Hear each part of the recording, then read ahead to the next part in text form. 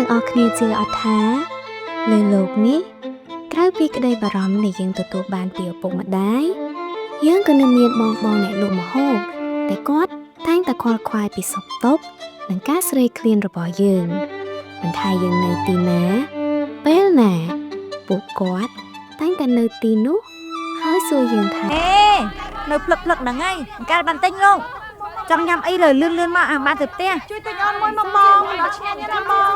បងកាយជួយទិញមកបងអរគុណបងគ្រប់ហើយអញ្ចឹងខ្ញុំសូមមកចូលហើយស្កេនសរុបឯណាបងហើយនេះធ្វើការនេះអត់ប្រយ័ត្នបូកខុសហ៎អត់អីម៉ាក់ក្នុងកាណាឌីយ៉ា Bank App ថ្មីគេមានឲ្យប្រើស្រាប់តាចាយវាយក្នុងថ្ងៃចូលឆ្នាំកាន់តែងាយស្រួលជាមួយនឹងមុខងារគណនាប្រាក់ក្នុងកាណាឌីយ៉ា Bank App ថ្មី Scan ភ្លាមចាយផ្លេតក្នុងកន្លែងតែមួយទាញយកឥឡូវនេះដើម្បីទទួលបាននូវបទពិសោធន៍ប្រើប្រាស់សេវាធនាគារ Digital កាន់តែឆ្លាតវៃ